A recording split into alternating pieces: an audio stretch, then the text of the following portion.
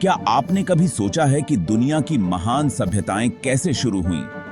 आज हम समय के पहिए को पीछे घुमाकर उन सभ्यताओं का सफर करेंगे जो नदियों के किनारे पनपीं और विकसित हुईं।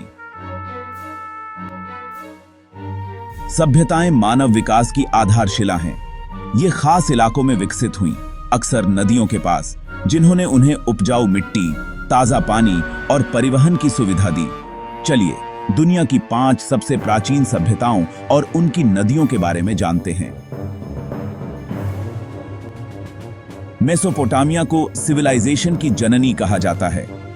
यह क्षेत्र आधुनिक इराक में टाइग्रिस और यूफ्रेटिस नदियों के बीच स्थित था। इन नदियों ने मिट्टी को उपजाऊ बनाया, जिससे कृषि का विकास हुआ। यहीं पर ऊर, उरुक और बेबीलोन जैसे शहर बसे। मिस्र की सभ्यता को नील नदी का उपहार कहा जाता है। नील नदी के वार्षिक बाढ़ चक्र ने इस क्षेत्र को अनाज उत्पादन का केंद्र बना दिया।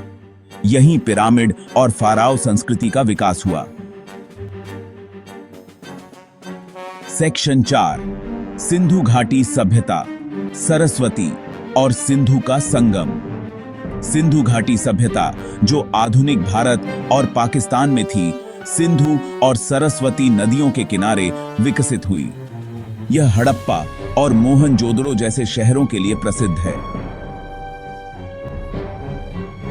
सेक्शन 5, चीन की सभ्यता, पील नदी की घाटी।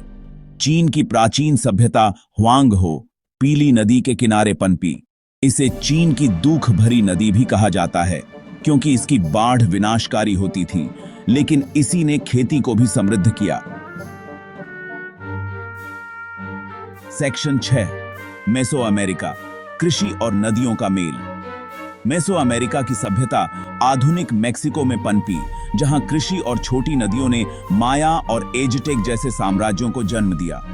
ये सभ्यताएं अपनी उन्नत विज्ञान और गणित के लिए जानी जाती हैं। सेक्शन 7, निष्कर्ष। दुनिया की हर प्राचीन सभ्यता ने नदियों से जीवन पाया।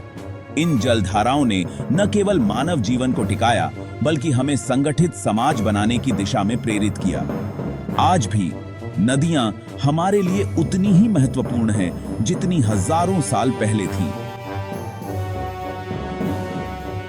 अगर आपको हमारा वीडियो पसंद आया हो तो इसे लाइक करें, चैनल को सब्सक्राइब करें, फॉलो करें और कमेंट में बताएं कि कौन सी सभ्यता आपको सबसे ज्यादा रोमांचक लगी।